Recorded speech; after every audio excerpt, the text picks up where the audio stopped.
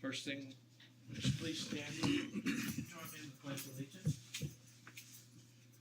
I pledge allegiance to the flag of the United States of America and to the republic for which it stands, one nation, under God, indivisible, with liberty and justice for all. I salute the flag of the state of Mexico, that is the symbol of perfect friendship among united cultures. Roll call, please. Mr. Richard Primrose. Here. Ms. Teresa Stevenson. Here. Mr. Tom Sitwell. Here. And Mr. Phil Fox. Here. All right, next on the agenda is approval of the agenda. Has everybody had a chance to look at the agenda? Is there any additions or? Pretty detailed there. I move we approve the agenda. All right. Second. Got a motion and a second. Roll call, please. Ms. Stevenson. Yes. Mr. Sitwell. Yes. Mr. Fox. Yes. And Mr. Primrose. Yes. All right, next is purchase requisitions. Want me to present that? You might as well. Good afternoon, Mr. Chair, members of the board. The first purchase requisition up for approval is going to be for Xcel Energy. The first, three of these are for utilities. And per the procurement code, utilities are typically exempt from the procurement process. However, based on our internal policy, we just follow suit the same way we would with any other purchase order. So at this time, I'd ask, these are numbers based on previous year's consumption and expectations of utility bills. So like I said, the first one's Xcel Energy, the next will be New Mexico Gas, and then the fourth will be City of Carey. So I'd stand for any questions at this time. If not, then I kindly ask for your approval for these requisitions. The question I asked I had on several of these, the amounts in the supporting documents doesn't add up to the requisition. Can you explain that to me? Yeah, so it's just a rough estimate. Again, it's going off of previous years' previous payables, and I know last year we had an issue where we underestimated based on those trends. So we had to come back and do an amendment to the purchase order and create a new purchase order to increase that threshold. And I think this year, we're just trying to stay out ahead of it and not have to come back for approval again. But yeah, it is a little bit lower than, like, for example, the Xcel Energy was estimated at 93,000 from last year, and we just went with a flat 90,000. If we were to have to come back and increase that, as long as it's not hitting that 20,000 threshold, we would have to bring it back to board approval. But we're kind of going with the round number where we'd like to be.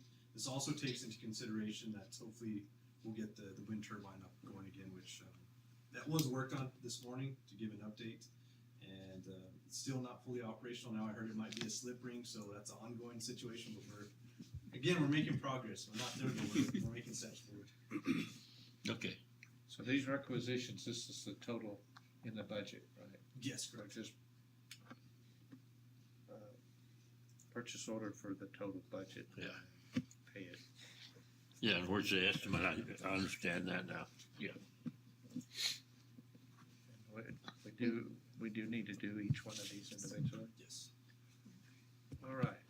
And then I'll go into more, further elaborate specifically on one for J3, since that one's the largest ticket item at $500,000. All right.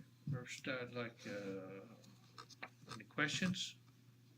First, if not, I'll stand for a motion to approve purchase requisition 117473 for Xcel Energy, $90,000. So made. Second. Motion second. Roll call, please. Mr. Sitwell. Yes. Mr. Sandoval. Yes. Mr. Fox. Yes. Mr. Primrose. Yes. And Ms. Stevenson. Yes. And motion carried. Next is requisition 117470 for $22,000 for New Mexico Gas. Any questions or?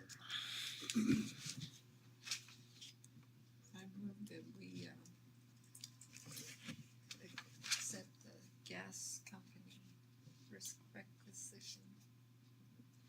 Second. Motion and a second, roll call please. Mr. Sandoval, Yes. Mr. Box, Yes. Mr. Primrose, Yes. Ms. Stevenson, Yes. and Mr. Sidwell, Yes. and the motion carries. Okay, next is requisition 117465 for $40,000, City of Tucumcari for water, sewer, and trash. Mr. Chairman, I move we approve requisition 117465 to the city of Tucumcari. Second. Roll call please. Our motion and second, roll call please. Mr. Box, Yes. Mr. Primrose, Yes. Ms. Stevenson, Yes. Mr. Sidwell, Yes. Mr. Sandoval, Yes. and the motion carries. All right. So the next one would be requisition 117472 to New Mexico PSIA. MCS, so it's Insurance the, Property Service. New Mexico Public Schools Insurance Authority, because that's for. This is an exact dollar amount because we already know what the invoice is for this. We pay it annually. And this includes everything from our property insurance, general liability insurance, auto liability insurance, the mandatory catastrophic student accident insurance, equipment breakdown coverage insurance, workers' comp insurance, and I guess we're exempt from it because we don't have a bus, but a bus inspector insurance is all part of the policy. And it shows that this invoice is due by August 1st. And this year it's $197,698, which was actually lower than expected because at the beginning of the year we were told there was going to be quite some increase. But I think some of the liabilities were decreased based on salaries. It was a lot higher last time around for the renewal of this insurance. So salaries have been cut back across the board from what they were. So I think that helped reduce the overall liability coverage as well. And at this time I stand for any further questions or kindly ask for your approval. I have a question on that, the middle one, that mandatory catastrophic student accident insurance. There's nothing there, but then it says it's mandatory. Yeah, I'm not What sure. is- I just caught that too, that it's zeroed out, so I'm not sure we have to, I don't know, that's a good question. I could find out though, just to verify, but that might be, I don't know, I'm not gonna make any assumptions. It just seemed kind of, since it says mandatory and. And I know typically how these numbers are, how they've been provided to us is there's a questionnaire at the beginning of the year that I have to fill out and submit to the insurance company, and they'll ask, okay, how many vehicles do you have? Specifically, they'll ask for trucks or I think SUVs or small, like 15 passenger vans. They'll talk about sports and what we cover as far as athletics, so with the golf team as well as a rodeo team, that's included. General liability for all properties and property insurance. So we have all of our typical buildings that are insured, and then we also have the Alco building and a few of the other things from the foundation that are insured. The one thing that I will note is that we do not have property insurance, I guess, on the actual Alco building. And I did speak to Mr. Bittigan about that, and that's based on our lease agreement that we have with the foundation right now. It just strictly states that we have to have, I guess it's probably the just general liability coverage, but not the actual building is insured. So that will need to be changed for this upcoming fiscal year's lease between us and the foundation. If that's what they want to have the building insured, then we need to have that language in there as well. All right, any questions for requisition 117472 for insurance? It's the requisition is the same amount as the bill, 197,698. Not a stand for motion. Make a motion that we approve the requisition number 117472. I'll second it. Got a motion and a second. Roll call, please. Mr. Primrose, Yes. Ms. Stevenson, Yes. Mr. Sidwell, Yes. Mr. Sandoval, Yes. and Mr. Box, Yes. and the motion carries. Next is requisition 117477 to CES for building repair. Yeah, so I'm happy about this one. This is the one I brought up at previous meetings about finally getting building E, the wind energy building, re-roofed and the scope of work to accomplish that. I know last time I was referencing, I think, the diagram and trying to explain this roof and that roof. So if you look down in your packet, you'll actually see an overview of the building. And you'll have roof A, B, C, D, etc. Within that quote, it specifies exactly what work will be done to each building. There's also some additive alternates, which will not be covered by the insurance claim. The insurance claim is only going to cover the main scope, which is on the first page, where it's talking about replacing the existing metal roof, as well as the gutter and fixing the TPO on roof B. With that, that's all covered by the insurance check, which we have already received in our bank account. But the other alternates are things that need to happen anyhow to really protect the integrity of that structure. So, for example, you have resealing the drains. If you look at the diagram here on roof C, that's on the bottom right-hand corner of roof C, which would be the southeast corner of the building. That's where we're having issues with some drainage issues. When it rains, it's going back into the building and coming underneath. So we're trying to avoid any potential damage. They being the insurance, did not believe that those issues originated from the hail storm event that took place May of 2023. So with that, it was more of a design flaw as well as how the drains were installed. It wasn't the way it should have been done at that time. And then there's some metal flashing that they believe when it gets windy, it might be blown, water may be blown underneath there as well. So they're going to reseal that, repair all of that. Building A is the metal roof, which will get replaced in its entirety. B is I think that's that's also metal roof. Those are both metal roofs, A and B. And then C is not going to get completely replaced. C is where we'll have the patchwork done and the drainage work, and nothing on roof D to my knowledge, other than the replace the coping. That's all the edge we had talked about. They're also going to repair the stucco bump outs above the windows and doors. We also feel that's an issue where we're receiving some water coming in building C, as well as the back portion on building A. It's been leaking for quite some time from the gutter. That's why the gutter will be replaced as well underneath insurance. It's running down the stucco, and you could actually see where it's deteriorated on the exterior of the building, which isn't good. That just means we're going to get potentially water, critters, who knows what in there. So the first step is replacing the roof. Once they get that done, then they're also going to do that stucco work, the bump outs, and then once that's completely done, the scope of this entire project, that's when the insurance will come in with a separate contractor and actually repair the inside of the drywall, as well as the some kind of paneling. It's not drywall. It kind of looks like some kind of hardy board or something. But the interior will be completely redone. They'll go through and they'll test again to make sure there's no mold present once everything's watertight and sealed up. And we'll go from there. And then the next step after that, like I said, is making sure everything on the interior is completely redone and better than it was before. There's some water fountains and things. Anything that they removed in the process of the mold remediation will be reinstalled, all at the insurance cost. So this requisition is our share of these repairs? So the requisition is for the full scope of the entire work. That's including the insurance work plus the alternates, which are not covered. So I had that broke down on the spreadsheet. It amounts to roughly about $50,000 coming out of our budget, which is fine because after speaking with Dr. Moss, I think we're both in agreement that we'll use our VR&R funds from last fiscal year.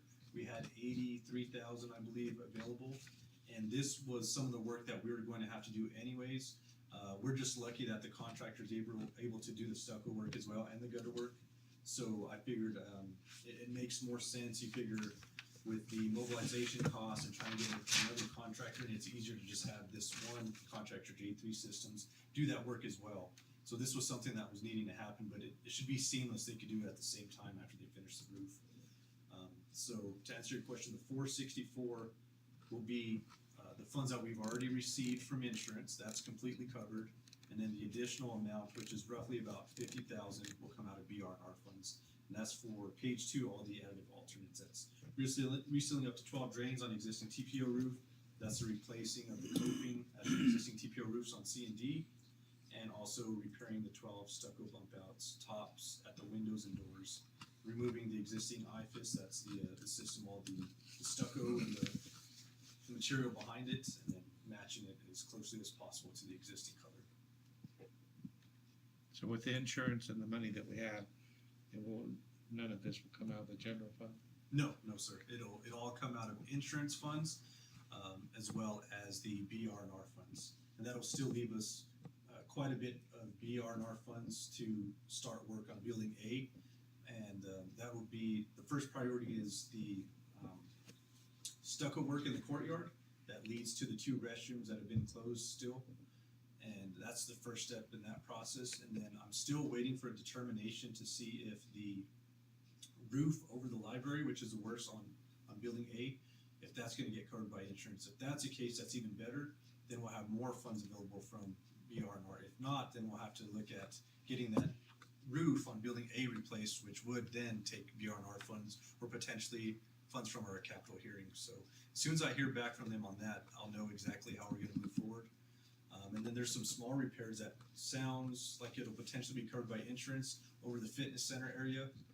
There's a few places, and then by some office spaces on the west side of building 8. So those are kind of the big ticket items to get accomplished first, just because that's making sure all the moisture is sealed out from the building. We want to protect from the top down. Start with the roof, get the stucco on the sides, and make sure nothing's coming underneath there from the sides. And then in future years, then we could talk about expanding or really working on the interior of the building. But we got to make sure we have that structural integrity first. Any questions for Mr. Martinez on requisition 117477 CES? Not, I'll entertain a motion to approve. I make a motion that we approve 117477. Second. A motion and a second. Roll call, please. Ms. Stevenson? Yes. Mr. Supel? Yes. Mr. Sandoval? Yes. Mr. Fox? Yes. And Mr. Primrose? Yes. And the motion carried. Next is requisition 117476 for $22,000 for Higher Learning Commission. And I would kind of add to this one, the number's based on what we kind of spent last year, but hopefully the only expense we see this year from the Higher Learning Commission is the regular annual membership dues, which you already have the bill for. Their next visit is scheduled for September 2025, which would be in fiscal year 26. So Yeah.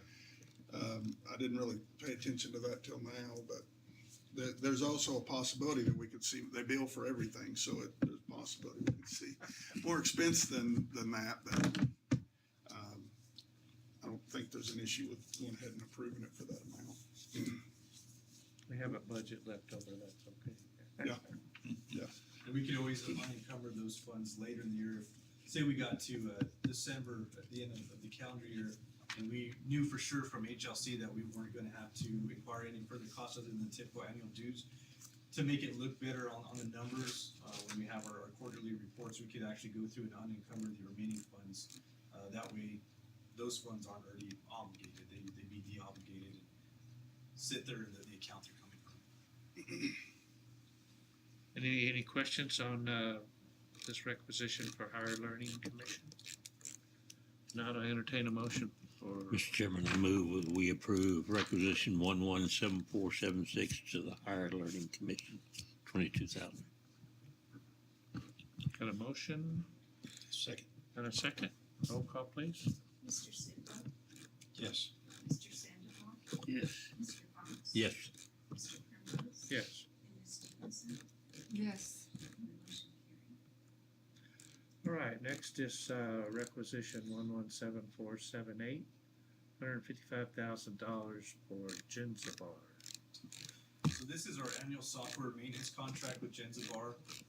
The dollar amount, it's typically $150,000 a year, but that's excluding GRT. So the $155 would include the New Mexico gross receipts tax on top of that. And I also wanted to state, I don't know if it's possible, but the intent is hoping that since this is the third year of this multi-year contract, that we could potentially get this reimbursed through House Bill 2. I'm not sure if that's a possibility, but that's I'm optimistic about it. I'm hoping we will be able to. That would be a good thing.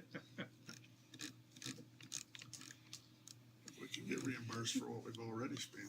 Yeah, that'd be, Nice. that'd be nice too.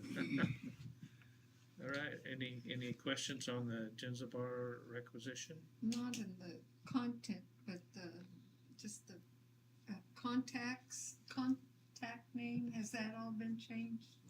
It still has. It has on the back end, on there. the contract itself, it's still the original contract, and it's renewals of that, it feeds off that, but yes, there has been updated contacts behind the scenes, where now the primary contact will go, a lot of it's going through Mr. Larry Wickham, our IT director, and then also Dr. Moss is named on a few things, but yes, ma'am, we have behind, it's not on the supporting document here, because it still references Blanca, but we have directly with the company, and AP contacts have been updated as well. Right. Do we have a motion? And second? No. Yes.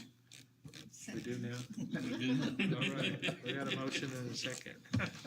Roll call, please. Mr. Sandoval, Yes. Mr. Fox, Yes. Mr. Primrose, Yes. Ms. Stevenson, Yes, and Mr. Sidwell, Yes. and motion carried. Good job, appreciate it. Thank you, appreciate it. Announcements, August the 20th is our next board meeting here at 5:30. If nothing else, I'd entertain a motion to adjourn. Let me throw one more thing in there. Our back to school meetings will be August 5th, sometime during August 5th, the week of August 5th, and I'll try to see when maybe we're going to have lunch or something like that, and if y'all, and like our opening meetings and any of those things that y'all want to attend, I think that'd be great. When we get the schedule set, let Mark, and we'll get it sent out to you and let Margaret know if you might attend anything, so that if we have certain numbers, she can send out that announcement. That'd be great. August the 5th then, huh? That week. What time? Well, we don't have the schedule set yet. That's when we're gonna have it. It'll probably be Tuesday, August 6th is probably when we'll have those kind of meetings where, and maybe like a all-staff lunch or something like that. But I'll get that information out to y'all. Okay. Appreciate it. Anything else? Anybody have any comments? If not, I'll entertain a motion to adjourn. Move we adjourn. Second. Got a motion in 2 seconds. Okay. Roll call, please. Mr. Fox, Yes. Mr. Primrose, Yes. Ms. Stevenson, yes. Mr. Sidwell, Yes.